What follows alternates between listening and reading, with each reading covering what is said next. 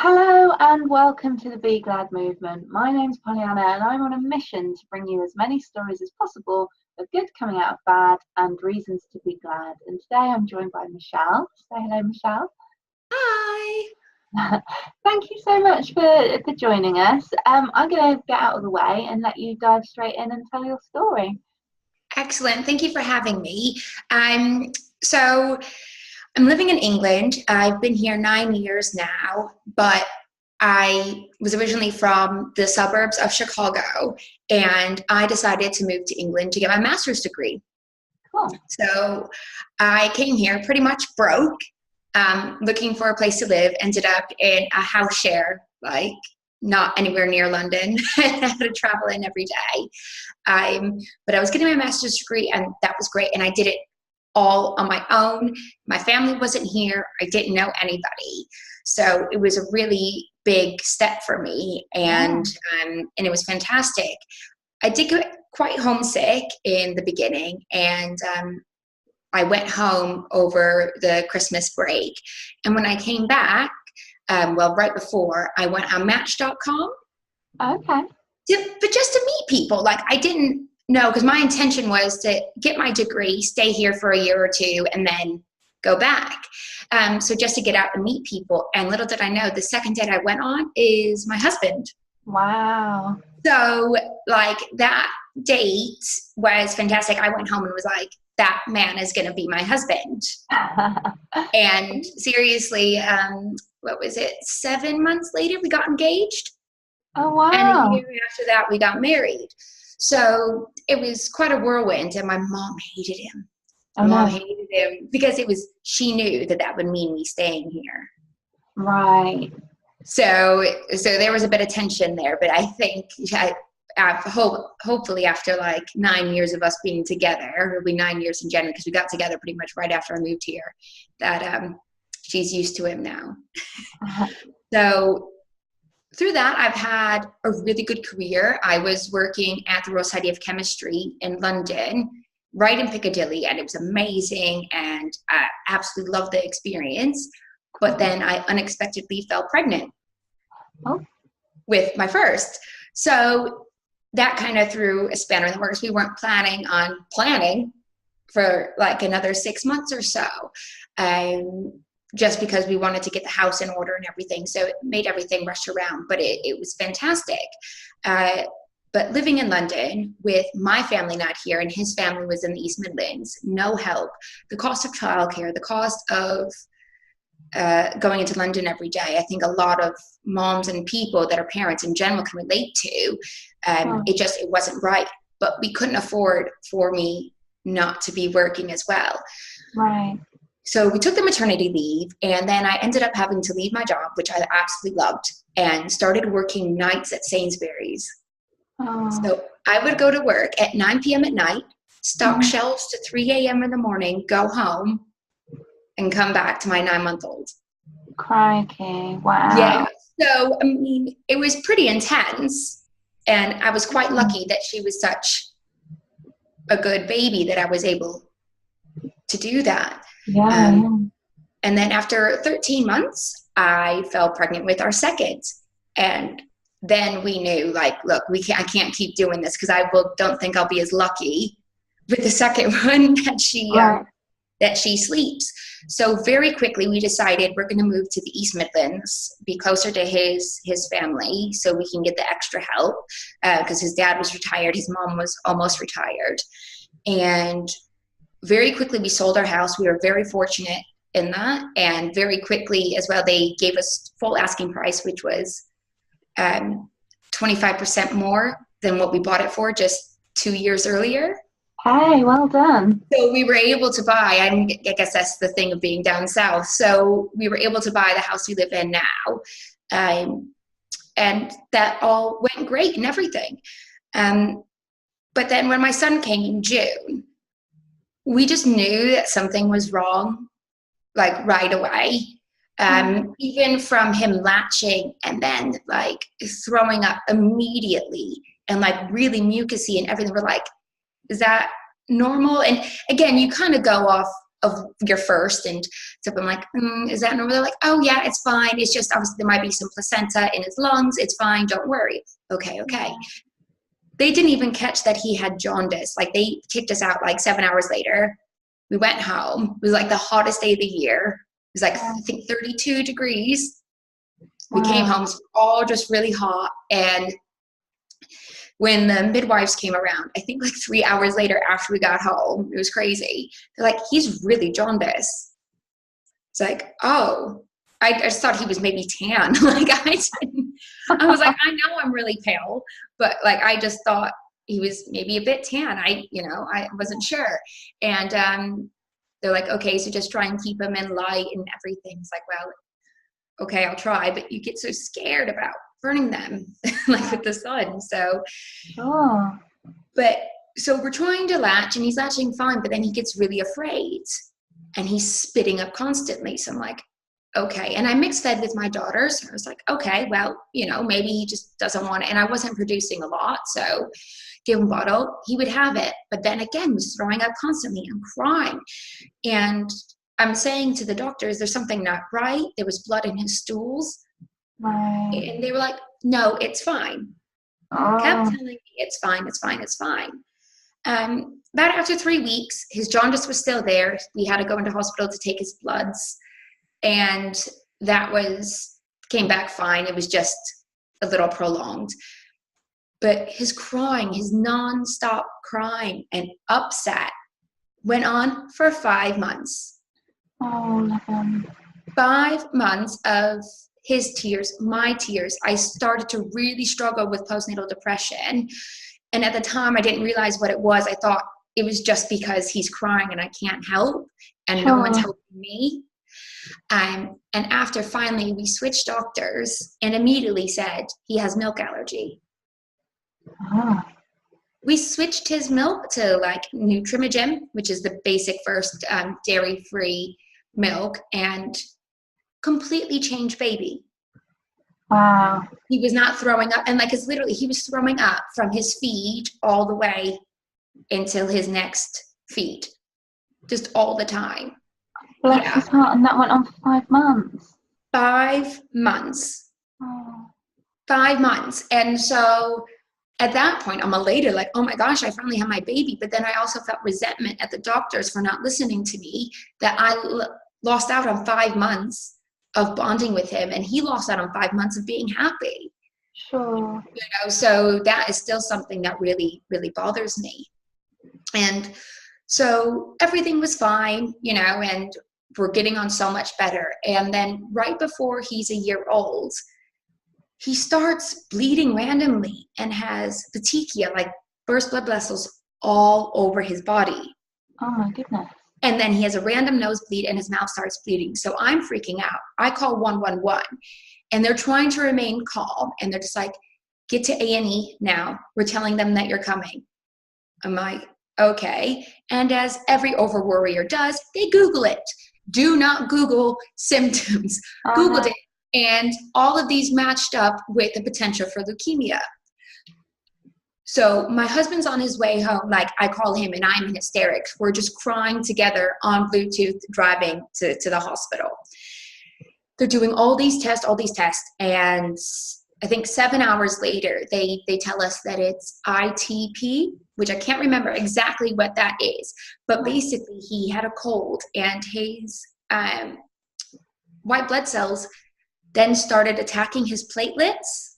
Okay. So he had 0 platelets. And so that's why like a bruise or any kind of touch could make him bleed. He had blood ulcers in his mouth. Oh, and he wasn't quite walking yet. And so we had to be really careful about his head because any kind of trauma or anything. So we were in the hospital for quite a few days, but then he just got on with it and he actually recovered quite quickly. But after that is when the postnatal depression, the anxiety, and all those feelings started ramping up again. They were subsided for quite a while. And it was getting so bad that I was having constant panic attacks. I was afraid to leave the house, afraid of social environments, which isn't like me at all. And I was exercising, I was eating right, doing all the right things. to not have anxiety, and I was. And so I went to the doctor and was put on anxiety medicine. And after a while that helped. I was like, oh my gosh, this is what it feels like to be normal again. But then things started not working as well, and they had to up my dose, and we'd still have moods of panic. And my husband and I started trying for a third. I've always wanted between 3 and 5 kids. Right. Always. But he said, no way are we having 5. I'll agree to 3. So I was like, okay. So we're going to start trying for our thirds. And with my first 2, we fell pregnant immediately, like one time, like we were done.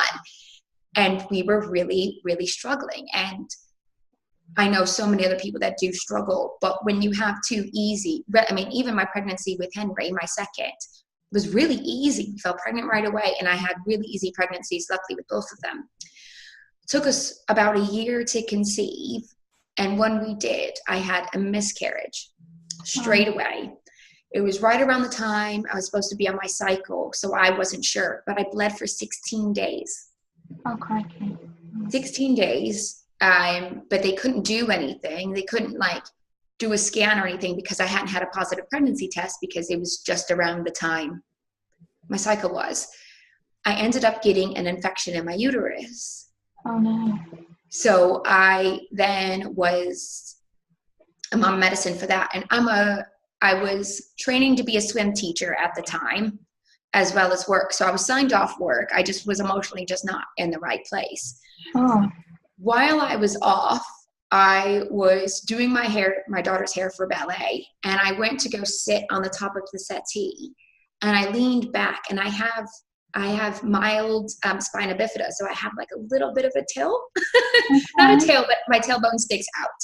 Right. And I went to go sit on the top of the settee, and it smashed against the wall, and I fractured my tailbone. Oh my goodness. Ouch. So I was off for even longer after that. And so during this time, my anxiety, of course, is just through the roof. I've tried CBT, but because it seemed to be generalized anxiety, like I just wake up and there it was, or there didn't seem to be any certain triggers. Yeah. So the CBT wasn't really working for me. So I was trying all these different things. I was doing network marketing at the time, trying to earn more money, and just kind of taking too much on, because I thought if I stayed busy, right, it would help. And it just didn't. And I just burnt out. I just really burnt out, and I just didn't know what to do anymore. And I was crying all the time. But then, things started getting a little bit better. You take that time to slow down, to shut off, and have time for yourself. And again, we were trying to conceive again. And I started having really bad back pain. I've always had back pain, but it was getting so bad. I was getting really stiff, and I couldn't move. I was really big into weightlifting at the time, and I couldn't exercise like I was. My husband had to help pick me up out of bed. Wow. I mean, it was getting really bad. And the doctor prescribed me codeine and naproxen. So they're pretty strong pain medicines to try and get me through. And they took the edge off. But then again, they have a lot of side effects. So my anxiety went up. It messed with my digestive system, made me really fatigued. And again, so it wasn't working out. The medicine from my anxiety was making me gain weight. So it's like this round circle of things. But then I fell pregnant again. And after a year, again, of trying, so it was almost a year to the day of my miscarriage, I fell pregnant again. And so we were really excited about that. And 5 weeks into the pregnancy, I was finally referred to a rheumatologist for my back. And it turns out I have the same as someone else you interviewed recently, Jen Parker, who has ankylosing spondylitis. So chronic arthritis in your back and in your joints. It's an autoimmune disease where you just attack the joints in the back to make them really inflamed. Right. So normal painkillers don't work because it's a genetic disease. I have the positive blood HLA-A27 that causes, well, one of the main contributing factors to this. So it's something that I would have had for the longest time, which explains a whole lot. But I would have only been diagnosed. But because I was 5 weeks pregnant at the time, they couldn't do anything. They couldn't give me any medicine. They couldn't investigate further or anything. But I said, I wanted to be pregnant. So this is great. 3 weeks later, I start bleeding. I'm like, okay, that's fine. Spotting's normal. I didn't have it in my others, but each pregnancy is different. And then it started getting worse. And I started getting cramps. And I am sorry. So we went to the GP, and I said, look, I had a chemical miscarriage. So a year ago, I'm having this bleeding now, and I need to make sure. So we went to the early pregnancy clinic, and they did a scan, and they're like, are you sure of your dates? I'm like, I'm 100% positive of my dates. We've been trying, so I've been tracking everything. Yeah. They're like, the baby's only measuring 5 weeks and 5 days. And I was supposed to be 8 weeks. So they're like, oh, but, it's okay. It's okay. Let's just do an internal scan. And I said, okay. So I gripped myself for that. And there was no heartbeat. Uh-huh. And my world fell apart because I wanted that so bad. And then again, it's a miscarriage. So I'm thinking like these past 3 weeks that I have, and I've told some of my close family as well. I told my daughter because she so desperately wants another sibling. And then I had to tell her that the baby was no more. Oh. But because they've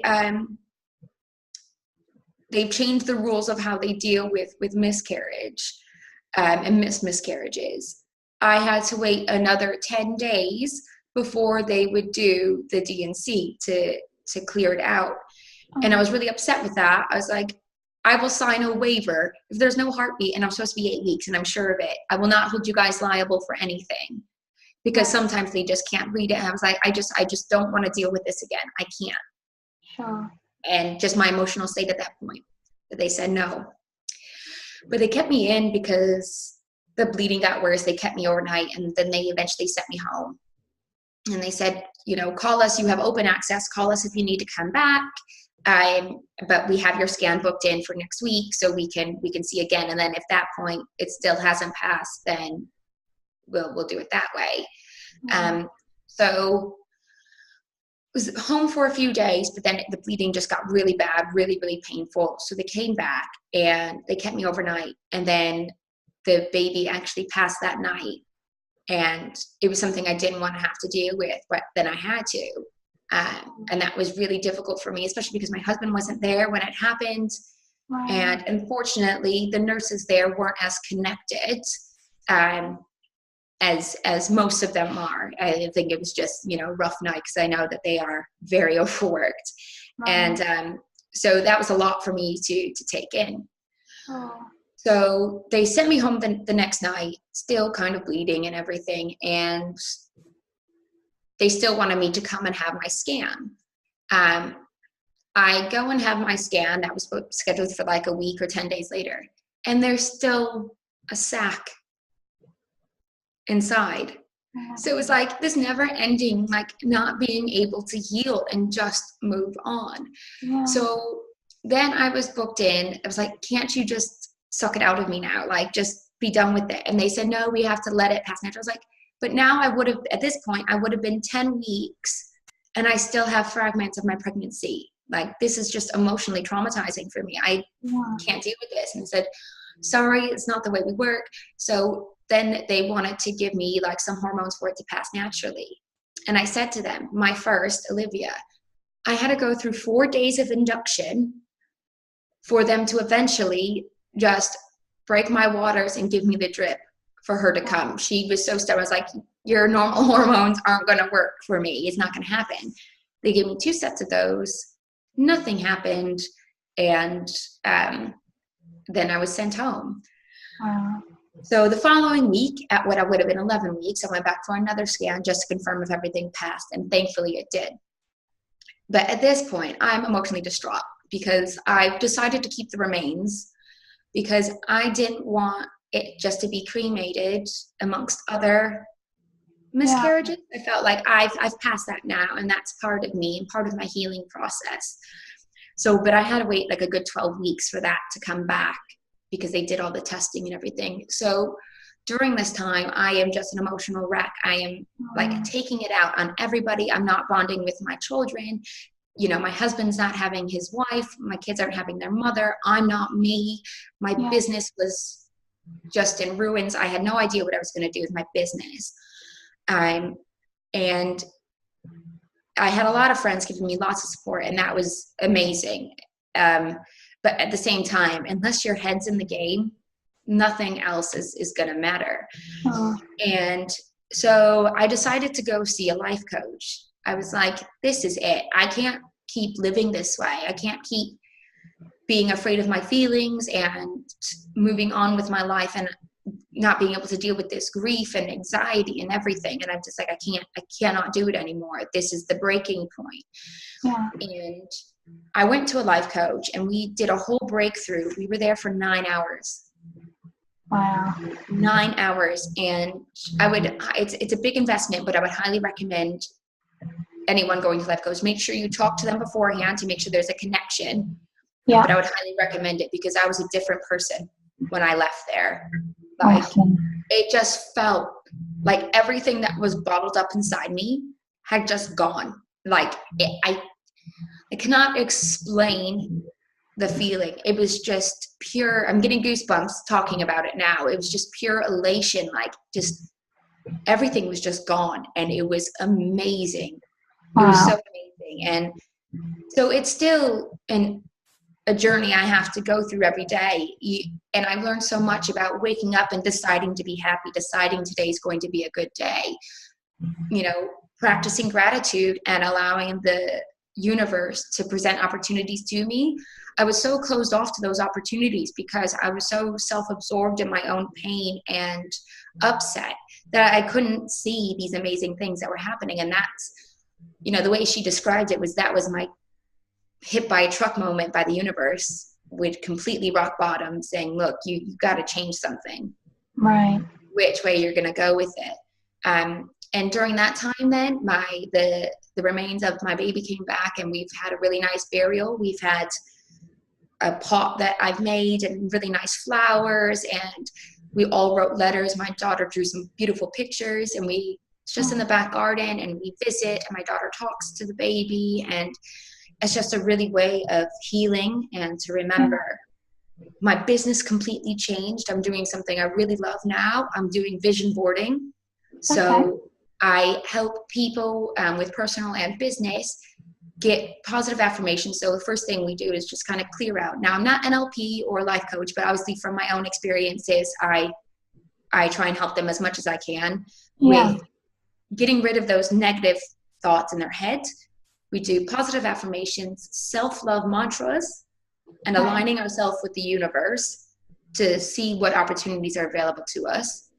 And we get our goals down with dates on them, because if it doesn't have a date, it's just a dream. It's not a goal. And we talk about all these different things, and I press them on some sensitive issues just to get that out. And it's been amazing seeing the progress that they've made. Like the messages I've been getting back is amazing. And it just helps fuel me to be like, yeah, I've been there. And I think being able to share my story with them, like I've been there and look where I am now. Like bad stuff has happened, but once you deal with it properly, you can move on and amazing things can happen. Our thoughts manifest our reality. So if we have good thoughts, we're going to have a good reality. Good things are going to come to us. And so don't get me wrong, there are days that I battle, days that all of us battle, but it's up to us to decide how long we're going to allow those bad feelings to exist within inside us. And then to just say, I felt those feelings, it's time to stop, and I'm going to be happy now. And I've been choosing to be happy for a good 5 months now, and my life has turned around 180 degrees. I've been doing some public talks. I'm going to be a co-author of Mompreneurs on Fire 4, like some of the other people that you've interviewed lately. and I'm going to get more of my story out there in the little 3,000 words that I can. And I'm going to be going on a retreat, and I'm actually doing a talk on vision boarding. Cool. So my business has expanded, my friendships, the way I relate to people has just expanded tenfold. And, you know, it's really just that mindset. And, you know, some people are able to do it on their own, and more power to you. I needed that extra help, and I'm so glad I took it, because, I mean, I'm pretty much almost off all my anxiety medicine now. Wow. And I've started taking CBD oil, so more natural, like essential oils and different things to help with my pain. I'm almost completely off my codeine as well, to help manage my pain as well. So there is other ways of treating yourself and other ways of getting help. You just have to be open to those possibilities. And I'm so glad that I was, because I couldn't imagine continue being in that place that I was. Gosh, you've been through so much. I mean, my head's spinning. I know. I ramble once I go. Like, I want to talk about happy stuff first. Hey, you haven't rambled. You know, so many people who I've interviewed and have said to me afterwards, did I ramble? And I'm like, no, because I'm transfixed by the story, and I'm sure viewers will be too. But you've been through so much. That must have been, I can't even begin to imagine how heartbreaking that must have been for you. So no, don't feel like you've rambled at all, because you haven't. But I mean, you didn't mention what your business was before you've changed it to this. So I was working at Sainsbury's, and then that's when I decided I needed to start doing network marketing. So I was doing Nu Skin. So I was selling products and makeup, anti-aging, and I still have it. I still sell it because I still have some customers, but it's not my main focus, because primarily when I was talking to my life coach as well, we realized that my top 3 things for what I think of lifestyle are family, fun, and gratitude. And all those things, that business was taking away. Although I was hoping it was going to add to those 3 things, it was taking me away from it. And so it's like I had to step away from it, being as involved as I was. And now my business, what I'm doing is really driving me towards, it's allowing me to be more grateful. I'm going to be doing a vision board with my husband this week. Like, I'm finally getting into him about it. So that's really exciting, like spreading it to the family. And I find it really fun. I really enjoy spreading that to other people. So what I'm doing now is actually going towards my lifestyle goals. And so yeah, it's been amazing. I still swim teach as well. So that's amazing. I love, and again, that's just really gratifying to see when they finally get something and have those connections with them. And I teach them to be kind and to believe in themselves. You get so many kids that are afraid of the water. And I'm like, we always do a mantra of, I'm a super amazing rock star and I can do anything.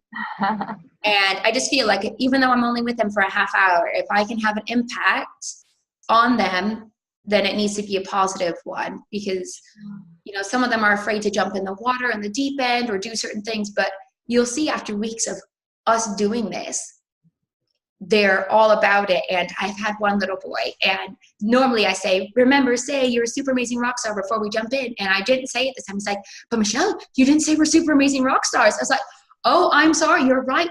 What are you guys? They all shouted it, and then they were all happy to jump in. And it's just really amazing, that impact that you can have. And it's just something I want to share with everybody.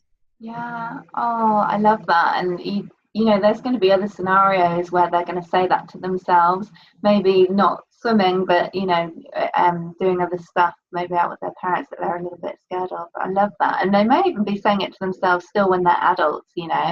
I'm hoping that's my hope, that they're impacted in just that little bit, that they know that they can do anything. Some of them say, oh, well, I can't do this. I said, you might not be able to do it yet, but you will. That's why you're here, is to practice. And I tell them flat out, there's no I can'ts in my class. Only I can't and I will. Like, you're saying you can't, that's why you can't. And don't underestimate a child being 4 or 5 and not being able to understand that concept. Yeah. They're so much more brilliant than we sometimes give them credit for. But telling them to believe in themselves and telling them that they can achieve absolutely anything, you can tell them that from day one. And the more we tell it, the more they're going to believe it, and they're going to come to be these amazing adults that spread good and kindness and happiness to everyone else. Yeah, totally. Love that. I really love that. I also love that you got a life coach, because it's quite interesting that when people go through trauma, there's a whole plethora of different kind of therapists that you can see. And the thing that I personally love about life coaching is that it's looking forward. It's about designing your life how you want it to be in the future. I agree that it does help to sometimes unpick the past and just sort of find a way of laying it to rest in your head. So that's all really important. But I do love that you decided to jump straight in with a life coach. What do you know why you made that decision, or how you can? I mean, I've been to like therapists in the past, like back in the States, when I went to uni, we had a therapist that was free, and part of my communications course I did, it was extra credit. We have extra credit in the States. It was extra credit to go to a therapist, talk to them for an hour, and write a paper about what our experience was. And I really enjoyed it. I really enjoyed just being able to talk to somebody that didn't hold any judgment. Yeah. And so I continue to see them. So I've been to therapists and things in the past here in the UK, but I just thought, like, look, they're helping me with some things, but I need like a complete life overhaul. I need something that is going to find out what is stopping me from moving forward, and to help me figure out what it is that I actually want to do. I know that I wanted to be at home with the kids. I know that I want to work for myself, but earn enough money. I know that I want to make an impact and help other people. But how do I do that? And the thing I really enjoyed about the network marketing, the new skin, is when I actually did treatments on people and saw how confident they were and how much happier they were. And like, that's what I love. I love making people feel the best version of themselves.